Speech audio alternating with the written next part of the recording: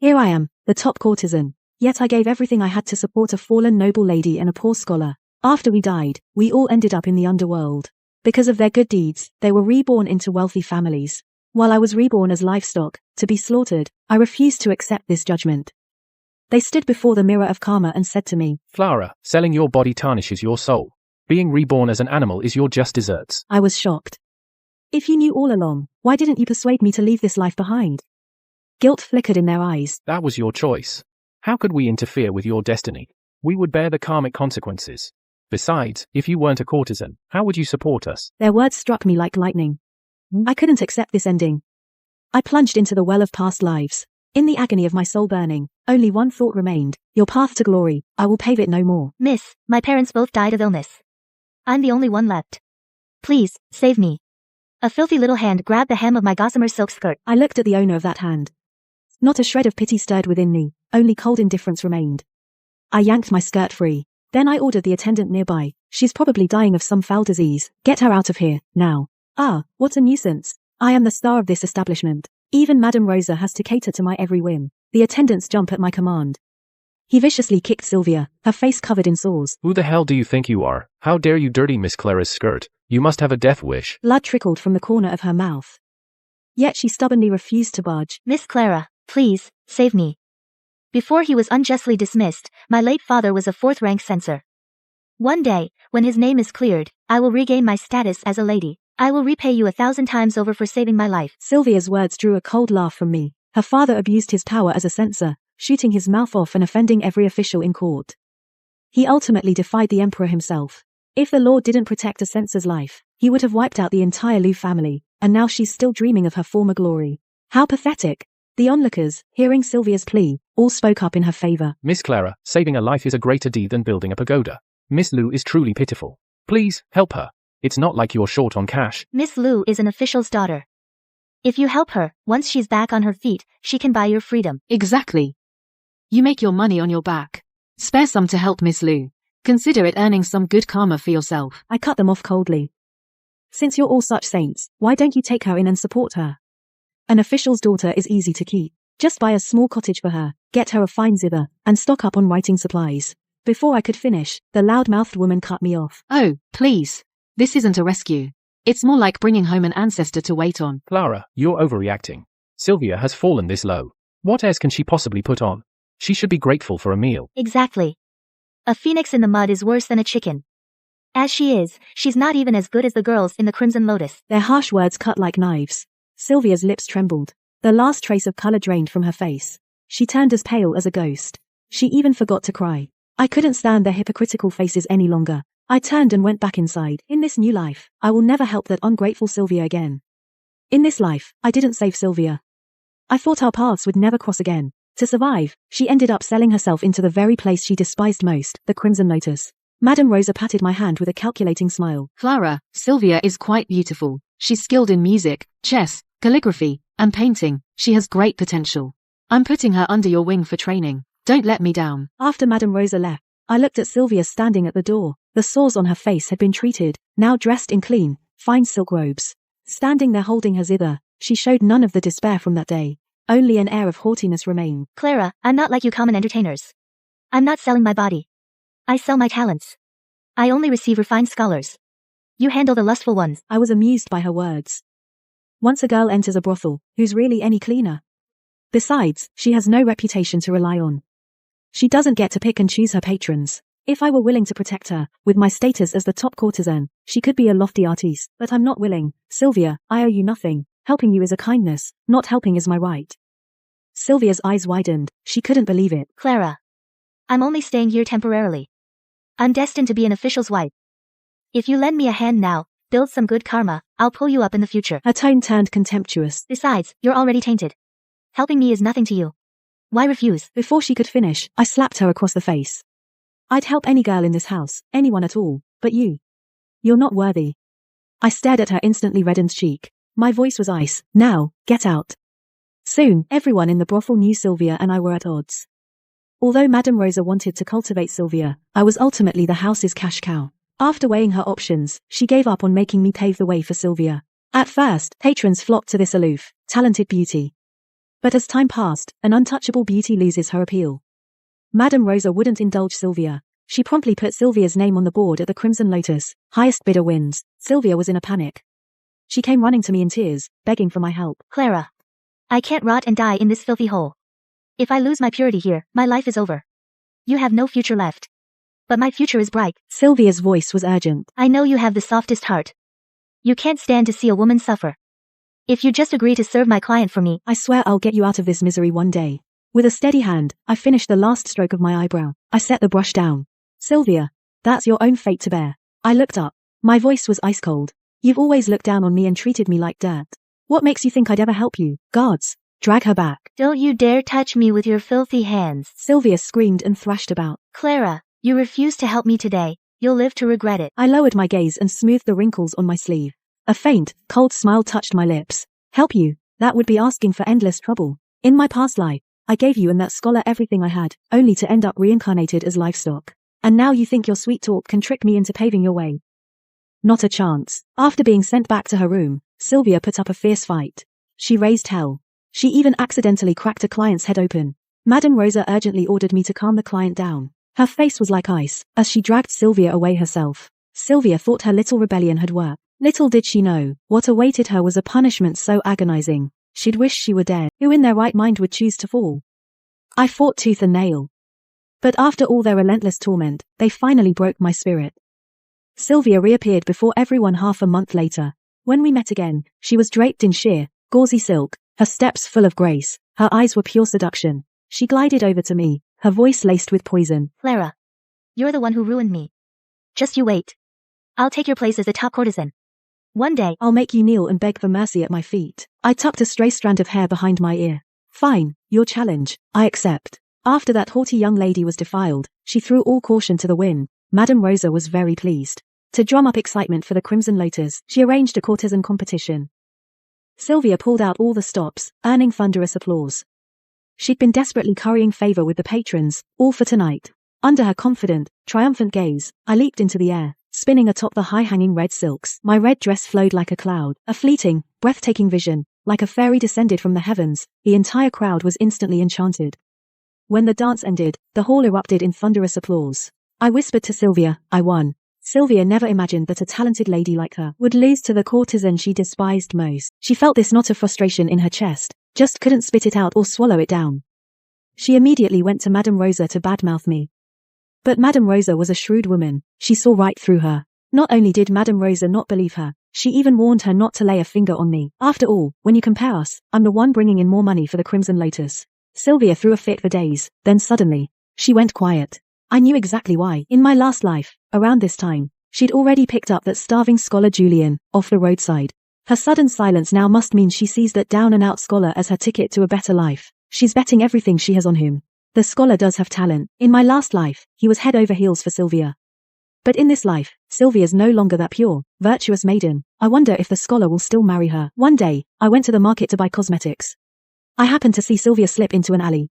I followed, keeping my distance. Sure enough, in a rundown courtyard, I spotted a couple locked in an embrace. Julian, look, I've given you everything.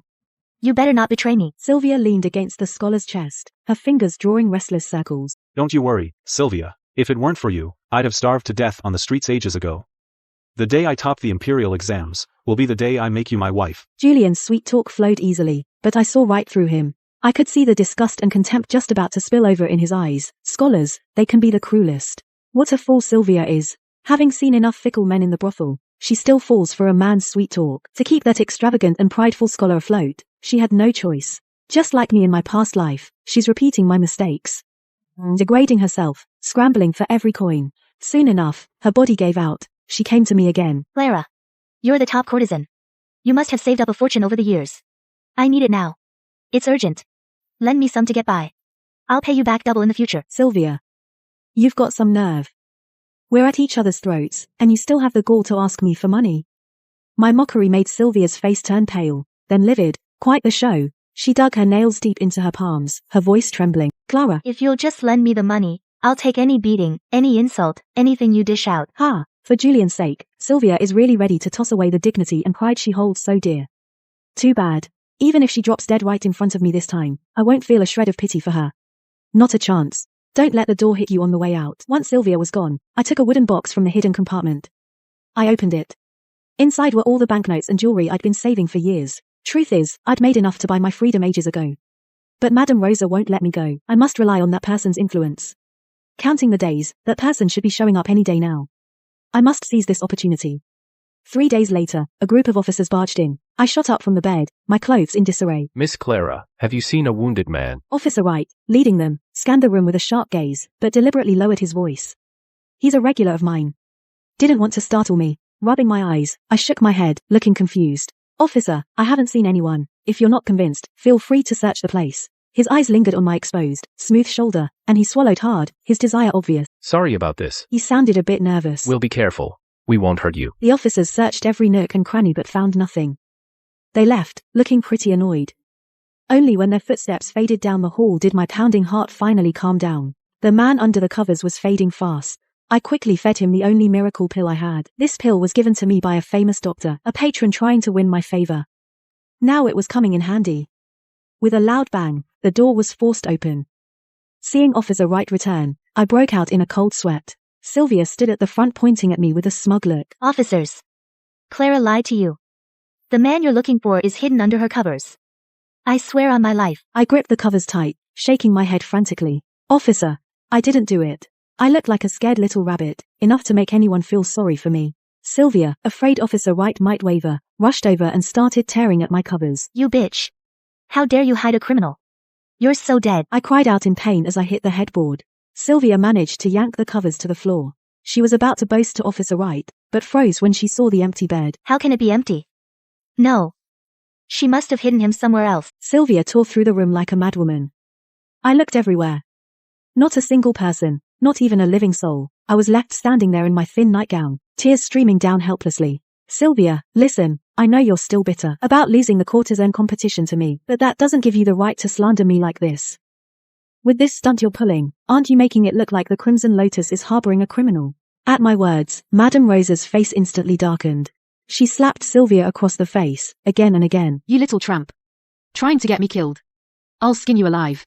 I swear. Officer Wright picked up the quilt and covered me with it, his touch full of concern. He and his men made a quick, half-hearted search of the room, then left. Madame Rosa tried to comfort me for a bit, before she grabbed Sylvia by the hair and dragged her out. Once the brothel had settled down completely, I opened the hidden compartment under my bed. Then I tended to the injured man's wounds. This time around, I came fully prepared. Not only did I buy special wound ointment and antidote pills, but I also secretly dug out a hidden compartment under my bed. Thank goodness it all worked out in the end. I was so shaken by what happened last night, that I fell sick the very next day. Madame Rosa was furious. She made Sylvia's punishment even worse. Perfect. That's exactly what I wanted. Otherwise, she'd never give up testing me. While she's locked up getting punished, I can finally get the man out of here. Outside the city, I was wrapped head to toe in a black cloak, with just my face showing. Sir, I'm Clara from the Crimson Lotus. Don't you dare forget who saved your life. The man couldn't help but chuckle. Very well. My name is Arthur. I'll repay you when I return. Miss, there's something I've been wondering. Mind clearing it up for me? I was badly wounded when I stumbled into your room. Weren't you scared I might be dangerous? I shook my head. I saw the official token hanging from your waist. I figured you were sent by the court to investigate the stolen relief funds case. That's why I saved you, even at the risk of my life. Actually, that was a lie. In my past life, I was afraid he was evil, so I didn't save him. Later, Officer Wright got drunk and let it slip. I was shocked to learn that Arthur was actually the highly trusted Minister of Justice. He was hunted down for getting proof that the Riverdale magistrate embezzled public funds. In my past life, I failed to save a loyal man. It ate me up for ages. Now, in this life, he survived. I can leverage his clout to leave the Crimson Lotus. A perfect win-win. He saluted me, said take care, and rode away. As I waited for Arthur's aid to arrive, I cashed in everything too heavy to carry. Sylvia really crossed Madame Rosa this time. Her blood-curdling screams echoed through the Crimson Lotus. One day, as I was arranging fresh osmanthus in a vase, I suddenly noticed the light in the doorway dim. Sylvia, battered and bruised, stood there like a spectre. Before I could even tell her to get lost, she dropped to her knees with a thud. Clara. Please. I'm so sorry. I was completely wrong. Please, give me a chance to make things right. I slowly made my way to the door and looked down at her from above. As if she's truly remorseful. I'm not buying it. This whole pitiful act is just a front. With my escape so close now, instead of constantly watching for her next move, I might as well play her game. Let's see what she's scheming this time. Sylvia, what are you doing kneeling there like that? Get up and talk to me. Thanks, Clara. I knew you were the kindest girl. Of course you'd forgive me. This jade bracelet is a family heirloom. I hope you like it. I didn't take the bracelet she offered. When someone's being unusually nice, they're up to no good. Sylvia barely makes enough to cover Julian's spending as it is. Why would she ever part with something so valuable? Seeing I wasn't taking it, she started to panic. Clara. I know you won't take a gift for nothing. How about this? How about trading me that jade pendant you always wear? What do you think? That flash of calculation in her eyes didn't escape me. So that's her game. When I was 6 years old, I fainted from hunger on the cold stone steps of the Crimson Lotus. Madame Rosa saw I had the looks and took me in. Since the jade pendant was engraved with the name Sterling, she named me Clara Sterling. Later, a high fever robbed me of all memories before the age of 6. Only this jade pendant has stayed with me. Somehow, I've always felt it's connected to my origins. Now Sylvia's acting so out of character, trying to cozy up and trade for it. Does she know something? I gave a slight nod. Well, since you're being so sincere, I suppose a trade is fine. But first, I need to take a look at the quality of your jade bracelet. After all, my jade pendant is made from top quality jade and meticulously carved. Sylvia didn't expect me to be so straightforward. She was taken aback at first, but then quickly agreed. Of course, take your time, I'm in no hurry. I picked up the jade bracelet and examined it repeatedly against the light. The texture is translucent, and it has a beautiful luster. Sylvia really went all out this time. I put the jade bracelet away with satisfaction. Then, I took out a jade pendant from deep within my makeup box and handed it over. Sylvia almost snatched it away, rubbing the patterns on the jade repeatedly with her fingertips, then examining it closely against the light, and only then did her tense shoulders slowly relax. As she let out a long sigh, I leaned against the window, my eyes fixed on the streets below. A quarter of an hour later, I indeed saw a woman wearing a veil hat hurriedly leave. Judging by her figure, that person must be Sylvia. I hurried downstairs and followed her. It was still that remote cottage. Sylvia handed the jade pendant to Julian like a treasure, her eyes and brows full of pride. Julian, that fool Clara. I've schemed against her many times, and this time, I'm clearly after her jade pendant, yet she actually agreed to trade it with me. Julian planted a hard kiss on Sylvia's cheek. My Sylvia is truly capable. So quick, tell me in detail about that dream from the other night, as there mustn't be a single mistake. Huh. That dream. It felt so real. Like it really happened in a past life. In my dream, the House of Sterling was looking for their young lady who went missing at age 6. When she went missing, she had on a jade pendant around her neck. I later discreetly inquired about the pattern on that pendant. It was a perfect match for the one Clara has. So I suspect Clara is the one they're looking for. Julian grabbed her wrist tightly. His eyes gleamed. In that dream, didn't we scheme to get our hands on that pendant? And have someone take her place? Sylvia sighed in frustration. God, of course we did. But that bitch kicked the bucket too soon. By the time we managed to get back to Riverdale, she had already died of illness. And that jade pendant was nowhere to be found. I was clenching my fists so tight to stop myself from charging in and bashing the pair's heads in, so Sylvia got a glimpse of our past life through her dreams. Well, too bad for her. The jade pendant I gave her was a fake. Their dream of hitting the jackpot is about to come crashing down. In the following days, Sylvia behaved very obediently. When everyone let their guard down, she chose a dark and windy night to steal all the valuables and make a run for it. Just as the city gates were in sight, Madame Rosa showed up, torch in hand, with a bunch of thugs, cornering Sylvia and Julian, right there in the middle of the road. Sylvia. I've still got your indenture contract right here in my hand. You belong to this house in life, and in death. You've got some nerve, daring to run away. Today, I'll break your legs. A club as thick as a wrist struck her leg. The pain was so intense it nearly knocked Sylvia out. Julian was scared out of his wits. He clutched his bundle tightly and stumbled backward in a panic. Don't you dare. I'm a scholar with an official rank. Assault me, and you'll face the law. Madame Rosa planted her hands on her hips and spat viciously at Julian's feet. Listen here, Mr. Scholar. Wasn't it enough to have my girl for free? Now you dare to run off with her. I'll take this straight to the magistrate. Let's see if you can keep your precious rank then. Julian's face went pale as he waved his hands frantically. Madame Rosa, you've got it all wrong. Sylvia insisted on coming with me. Take her back. I won't stand in your way. Sylvia's eyes widened in shock. Julian. You bastard, if I hadn't used my hard-earned money to support you, you'd have rotted away long ago. Fearing she might blurt out the secret of the jade pendant, Julian quickly switched to a tender, affectionate tone. Sylvia. I do love you. Just wait till I pass the exams. I'll come back and marry you in a grand wedding. That promise of a grand wedding, it was like honey, clouding Sylvia's heart. All the hatred in her eyes melted into sweetness. Julian. You have to come back and marry me, promise? Julian nodded vigorously. Then he vanished into the thick night, without a single look back. Sylvia was dragged back to the Crimson Lotus like a piece of trash. She was tossed straight into the freezing punishment room. Madame Rosa patted the back of my hand with relief. Good girl, Clara. Good thing you tipped me off. Otherwise, that little tramp would have gotten away. I lowered my eyes, putting on a meek and ingratiating smile. Oh, madam, you flatter me. You raised me with your own hands. My heart will always be with you. Madame Rosa was thrilled by my tact. What a pity.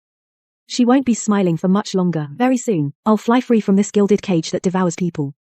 2 weeks later, I finally got to see Arthur. He took care of that corrupt magistrate. Then he came straight to the Crimson Lotus. Madame Rosa had never met such a high-ranking official before. She quickly put on her most attentive and submissive act. Sir. Which girl would you like, sir? Arthur's gaze lifted slightly. His voice was calm yet left no room for doubt. I want Clara. You have excellent taste, sir. Clara is our top courtesan here. Someone, bring Clara here to attend to our guest right away. There's no need, Madame Rosa. I'm already here. When Madame Rosa saw me coming down the stairs with a bundle on my back, her brow immediately furrowed. When Arthur saw me, a smile instantly appeared on his face. Miss Clara, you saved me that night. I owe you a debt of gratitude. You may name it now. Sir, I wish for you to redeem my freedom. I will pay for it myself. I handed a stack of banknotes to Arthur. He wanted to refuse, but under my firm gaze, he passed them to Madame Rosa instead. Madame Rosa's face looked as if she'd swallowed a few flies. It wrenched her heart. She couldn't bear to let me go. But in the end, she dared not defy Arthur. Finally, she could only hand over my indenture contract. She watched helplessly as her cash cow was taken away. The brothel fell into dead silence. Only Sylvia, dragging her broken leg, looked like a madwoman. A furious, guttural roar. I told you. She hit a man in her room that night. You didn't believe me, and you even hit me. Now do you see how wrong you were? She spins around to face me. Her eyes are poisoned with hatred. Clara. Don't think you've made it to the top. Look at your filthy body. How could a man like him ever want you? He's just playing with you. A faint smile curls my lips. Under Sylvia's hateful glare, I slowly, deliberately pull from my collar the gleaming jade pendant. Sylvia's pupils contract sharply. A trembling finger points stiffly at my chest. Her voice rises to a shrill, broken pitch. The one you gave me was a fake. You set me up. My smile deepens. Yes. The one I gave you to shut you up was just something I carved out of boredom. How does it feel to watch a fortune turn to dust before your eyes? I look down at her contorted face. But I should thank you. You made me aware of my true heritage. I ignore the heart-rending wails behind me and stride calmly through the vermilion doors of the Crimson Lotus. Outside, the brilliant sun poured down without reservation. A wave of warmth wrapped around me. On the carriage ride back to the capital, Arthur asked me softly, Miss Sterling, do you remember how we got separated back then? I shook my head, confused. A high fever burned away all my memories. Only this jade pendant stayed with me. It's all right, he said gently. I'll take you back to the House of Sterling first. As I stepped into the House of Sterling, my mother trembled, clutching me tight. Father's eyes filled with tears. They choked up, saying I've suffered all these years. They vowed to make up for it 1,000 times over. And they're going to hold a grand welcome home banquet for me in a month. Although my memories before age 6 were a complete blank, the pavilions and towers of the estate, the scent of plants, all felt strangely familiar. It was already late October. The air carried a distinct chill. I strolled into the garden. A faint, sweet fragrance drifted in the crisp air. Clara, welcome home. A voice called out. I looked up. My pregnant sister-in-law, Fiona, was approaching with a smile. I asked for a special favor for you. I sent a request to the palace. I've arranged for a royal physician to examine you, so you can recuperate properly. Fiona's smile was laced with undisguised disdain. I knew. She was hinting at my past as a courtesan at the Crimson Lotus. Even though my parents had ordered everyone in the house to keep quiet about it, if someone really wanted to dig it up, it wasn't exactly a secret. It wasn't my fault I ended up in that life. I had nothing to be ashamed of. I just smiled back. I owned it without shame. Thanks for your concern, Fiona. She clearly hadn't expected me to be so calm. She froze, stunned for a moment. Suddenly, her hand on her pregnant belly clenched into a fist. She went pale. Fiona let out a sharp scream. She went limp and collapsed. But her hand shot out, pointing accusingly at me. Her voice was sharp and shrill. Clara, I was only trying to help. Why would you push me? Instinctively, I reached out to catch her. But my hand froze in midair. I'd seen my share of dirty tricks at the Crimson Lotus. But I never imagined such cold-hearted calculation could come from my own family. A gust of wind swept by. Howard had already swept Fiona up in his arms. He shot me a furious glare. Clara, if anything happens to Fiona or the baby, I'll make you pay. He gave me no chance to explain. He stormed off, carrying her away. Outside the delivery room, Mother clenched her handkerchief. Father's brow was deeply furrowed. Howard's gaze was like a cold blade, sharp and piercing. It cut right through me. Fortunately, 3 hours later, Fiona gave birth to a healthy baby boy. Father, Mother, and Howard were over the moon. They crowded around the swaddled infant, and couldn't get enough of him. On the bed, Fiona, wrapped in a headscarf, looked deathly pale. She whispered weakly, Father, mother, Howard, as the sages say, a house needs rules to stand. Clara has just returned from that kind of place. It's only natural she holds resentment. Today, she dared to target the child in my belly. Who knows whose life she'll target tomorrow? I beg father, mother, and Howard to punish her severely, to uphold our family's honor. Before her words faded, the maid mother gave me drop to her knees, accusing me of pushing Fiona. I watched Fiona's little act coldly, with a cold smirk on my lips. If you want me gone, Fiona, just say so. Why gamble with your own life and your child's? If you miscalculate, and truly harm the Sterling family's golden grandson, the loss would far outweigh the gain. They froze in place, unable to believe it. This person who crawled back from the mud could be so composed and unruffled, every word a dagger. Fiona lunged for her brother's sleeve. Howard, I'd never frame Clara. She's the one who's lying to cover up her own misdeeds. I really can't stay in this house anymore. I should take the child and go back to my parents' house for now. Howard's heart went out to Fiona. His eyes blazed with fury. He swung at me. With quick reflexes, I grabbed his wrist. Howard, I can renounce being your sister, but I will never confess to a crime I didn't commit. With that said, I shoved him away forcefully. I left the house of Sterling without looking back. In the end, my parents didn't come after me. They must have believed I'd harmed Fiona and her child. My chest tightened with a suffocating ache. I'd been wrong. I still clung to the hope of a so-called home's warmth. They managed to lose me for years and never found me. That just proves how little they truly cared for their own daughter.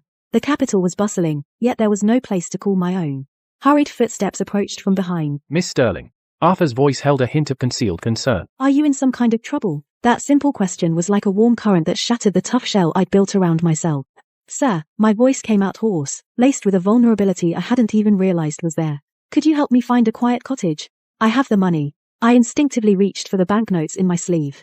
Arthur gently pressed down on my hand, a calming gesture. His gesture was meant to reassure me. You're too kind, Clara. I can never repay you for saving my life. His tone was gentle yet firm. This time around, let me do this for you. I have a place called Southside Cottage. My grandmother lives there now. Work keeps me busy, so I can't be there for her. How about you move in with her? You can look after each other, and it'd put my mind at ease. I knew he was saying this to make me feel better about staying. My heart swelled with gratitude right then. Thank you, sir. Don't you worry, I'll make sure your grandmother is well looked after. Arthur led me to the Southside Cottage. Mrs. Vance was even sweeter than I'd imagined, but the way she looked at me was so eager, like she was sizing up a future granddaughter-in-law. Worried she might get the wrong idea, I rushed to tell her everything about my past. After hearing it all, she just gently patted my hand. My dear child, let bygones be bygones. I can see you're a good girl. Then she shifted gears, a playful twinkle in her eyes. Now, my grandson, he can be a bit too serious and dull, but he's a man of good character. If you find him agreeable, why not take him as yours? What do you say? Arthur, standing right there, blushed on the spot, but he pressed his lips together and stayed silent. He was clearly going along with his grandmother's idea. I never imagined Arthur had such feelings for me. I was so flustered I waved my hands in a panic. Mrs. Vance. Oh, Mrs. Vance. Please don't tease me like that. Arthur and we're just not right for each other. A flicker of regret flashed in Mrs. Vance's eyes. Then she smiled and tried to comfort me. No rush, no rush. Feelings grow when you spend time together. Just give it time. So, I settled in at Mrs. Vance's cottage. The days were simple, filled with warmth and comfort. However, a fire broke out without warning, swallowing up that hard-won peace in an instant. Thick, choking smoke, the flames scorching hot. With every ounce of strength I had, I pulled Mrs. Vance from the fire. But a falling beam struck my leg. Before I lost consciousness, I saw Arthur's face, etched with horror and desperation. In my dream, a beautiful little girl clung tightly to a young boy's hand. Howard, don't leave me. I'm scared. The boy shoved the little girl to the ground. His face held a cruelty far beyond his years. Clara, don't blame me for being cruel. It's because you're prettier than Fiona. Fiona said, if you stayed at the house of Sterling, she wouldn't marry me. For my happiness, you're the one who has to go. No. I woke up screaming. I remembered everything. I didn't just get lost from my family by accident. Howard abandoned me on purpose. Fiona couldn't stand me, so he threw me away for the woman he loved. They were just teenagers back then. How heartless is that? My cry jolted Arthur awake. He rushed to my side to check on me. Clara, how are you feeling? Even Arthur didn't realize it himself. In his panic, he'd called me by my name so intimately. Sir. I'm fine. My memories. They've come back. I told Arthur everything I saw in the dream. Arthur's face darkened with every word. He never imagined the heir to the House of Sterling could be so ruthless, all for some woman. He'd hurt his own sister. Clara, don't worry. I will get to the bottom of this. I'll make sure you get justice. Thank you, sir. Before Arthur could even gather all the evidence, Howard had already beaten him to it. He dragged me to court with a lawsuit. There, in the courtroom, I saw Sylvia and Julian, whom I hadn't seen in days. They were there as witnesses, confidently claiming I murdered the real Miss Sterling and stole her jade pendant, the key to her identity. Howard had bribed the witnesses and fabricated evidence. He was dead set on seeing me dead. Everyone thought I was done for. Just in the nick of time, Arthur stormed in. His voice rang out, steady as a rock. Stop right there. I've got witnesses and evidence right here. Following him was a haggard-looking woman. It was my personal maid from all those years ago. Trembling, she told everyone how Howard deliberately abandoned me years ago, and how she was nearly murdered to be silenced, but miraculously escaped. Next, Madame Rosa's testimony was brought before the court. She confirmed, clear as day, that when she found me, the jade pendant was right on me. There's no way it could have been faked. The truth hit like a thunderclap. The evidence was ironclad. Howard's carefully woven web of lies instantly crumbled. Amidst the uproar and scornful stares of the entire court, his face went deathly pale. He staggered, barely able to stay on his feet. Arthur stepped right up to him. Mr. Sterling, abandoning your sister isn't your only crime. There's also attempted murder by arson. The fire at my Southside cottage was set on your orders, wasn't it? The proof was undeniable. Howard had no room for excuses. Even as the heir, he couldn't escape prison. Fiona, clutching her child, pushed forward. Clara, Howard is your older brother. Please tell Arthur to drop the charges. Please. My parents also pleaded with me earnestly. Clara, your brother was blinded by obsession and did you wrong. Just think of his young son, and just forgive him this one time. I looked at the child they'd woken with their voices, and forced a bitter smile. Lord and Lady Sterling, this child is no grandson of yours. After all my years at the Crimson Lotus, I've seen every dirty trick in the book. When Fiona set me up, and faked that premature delivery, it wasn't just to get rid of me. It was because another man's bastard in her belly was just dying to come out. Clara, I was the one who threw you out. I was the one who set that fire to end you. Save all your hate for me. Don't you dare slander Fiona. Howard had lost his mind completely. His obsession with Fiona ran bone deep. To protect her, he wouldn't hesitate to kill his own sister. What a shame. He loved so passionately, but she was cheating on him the whole time. Howard refused to believe it. But doubt had taken root in the Sterlings' minds. They hastily summoned a physician to examine the child. The results came back exactly as I'd said. The child was born full term. Fiona knew her secret was out. Her face went deathly pale. She stared daggers at Howard. Don't you dare blame me for this. You couldn't satisfy me. That's why I turned to the stableman. Howard never imagined who cuckolded him. It was the lowly servant he looked down on most. Rage burned away his last shred of sanity. When a man is consumed by rage, his explosive power is terrifying. He snatched the blade from the guard's waist and plunged it deep into Fiona's chest. You bitch. I loved you so much. And you dare to betray me. I want you dead. Fiona convulsed, blood gushing from her mouth. Finally, she collapsed, her face twisted with resentment. Howard stared at the dead woman, her eyes wide open, and laughed maniacally. Then he turned the bloody blade on himself and slashed his own throat. Lord and Lady Sterling rolled their eyes back in terror. They passed out completely. With the dust settled, Julian, for giving false testimony, his reputation in ruins, was stripped of his scholarly title and barred from future examinations. He had used a fake jade pendant to help his cousin claim kinship at the House of Sterling, and this vile scheme was now fully exposed. Only then did Sylvia realize that while she longed for Julian to return and marry her, he had already shifted his affection to his childhood cousin. This drove her to beat Julian frantically. She also spilled how he had relied on her support in Riverdale for everything. So Julian's reputation was in ruins, despised by everyone, a rat that everyone shunned. I pulled some strings and had him thrown into a male brothel, with special instructions to look after him. Madame Rosa dragged Sylvia back to the Crimson Lotus.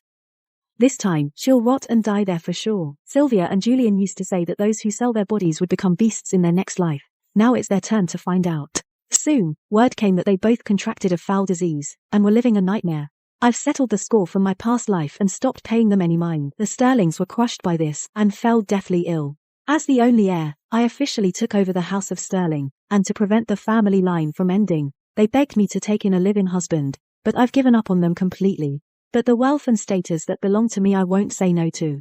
Before the marriage announcement was even posted, Arthur showed up at my door, offering himself. Clara, I owe you my life, so I'm paying you back with myself. This lifetime I'm sticking to you like glue. Seeing him put on that mischievous, shameless act, I couldn't help but smile, with mischief and joy sparkling in my eyes.